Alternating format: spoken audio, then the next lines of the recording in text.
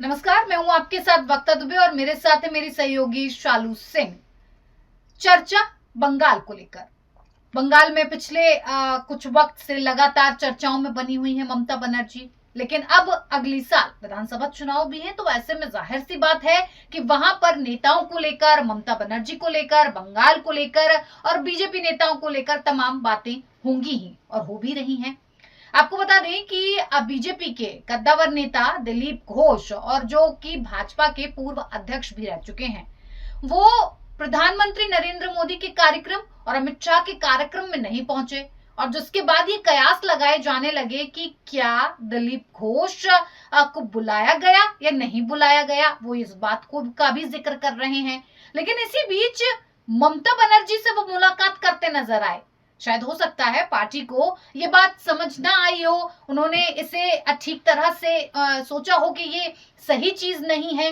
क्या कुछ रहा, क्यों पार्टी में नहीं गए? क्या दिलीप घोष जो कह रहे हैं कि उन्हें बुलाया नहीं गया, किस तरह की चर्चाएं तेज हो गई हैं, ये समझने की कोशिश करेंगे। शालू, दिलीप घोष प्रधानमंत्री नरेंद्र मोदी और अमित शाह के कार्यक्रम में नहीं पहुंचते हैं, लेकिन शादी के बाद मंदिर में पूजा अर्चना करने जब जाते हैं तो वहां पर वो ममता बनर्जी से मुलाकात जरूर कर लेते हैं। क्या लग रहा है, क्या चल रहा है? बिल्कुल कुछ तो जरूर वहाँ खिचड़ी पक रही है, क्योंकि जो है जब पीएम मोदी वहां गए तब भी वो नदारद दिखे, और जब अमित शाह अभी 1 जून को वहां गए वहां भी दिलीप घोष नहीं दिखे। और दिलीप घोष कहाँ है? तो अभी दिलीप घोष अपने ससुराल गए थे जी। रिंकू मजूमदार जिनसे उन्होंने शादी की, उनकी शादी भी खूब चर्चा में रही।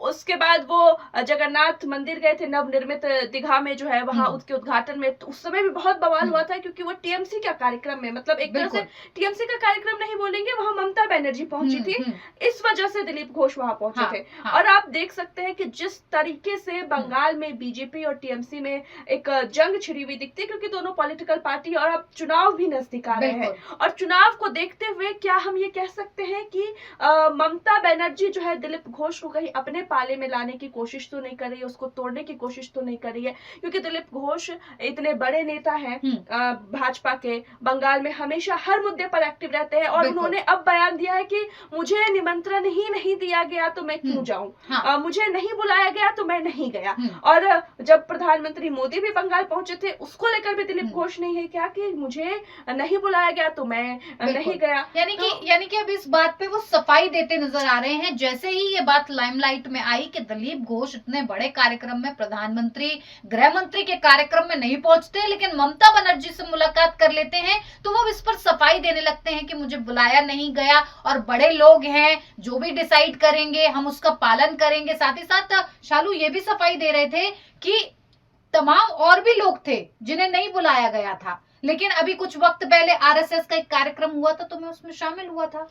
बात वो नहीं है, बात है कि जब आपके राज्य में इतनी बड़े कार्यक्रम चल रहे हैं, इतने बड़े मतलब देश के प्रधानमंत्री आ रहे हैं, प्रधानमंत्री किसी एक पार्टी का नहीं होता है, प्रधानमंत्री हर पार्टी का होता है, और आप तो उस पार्टी के पूर्व अध्यक्ष तक रह चुके हैं, और चुनाव का कमान आपको संभालना है, आपको बंगाल को देखना है, क्योंकि अमित शाह भी जब पहुंचे हैं तो वहां पे जो हिंदुओं पे अत्याचार हो रहा है उस पर उन्होंने चिंता जताई है, साधु संतों से मुलाकात की है, सबको इंश्योर दिया है, और आप ही मतलब इतने बड़े कार्यक्रम से नदारद दिख रहे हैं, तो सवाल तो उठेंगे, जनता तो सवाल पूछेगी और लोग भी सवाल पूछेंगे। राजनीतिक गलियारे में खूब चर्चा हो रही है कि अंदर खाने कुछ पक रहा है, और शायद दिलीप घोष को जो है ममता बनर्जी टारगेट करके अपने तरफ लाने की पूरी कोशिश कर रही है। बिल्कुल, तो लग रहा है कि पार्टी के सियासी अंदर खाने में कुछ ना कुछ जरूर चल रहा है, क्योंकि सवाल इसी तरह के उठ रहे हैं। राजनीतिक गलियारा है, चर्चाएं होती रहती हैं। दिलीप घोष और ममता बनर्जी को लेकर भी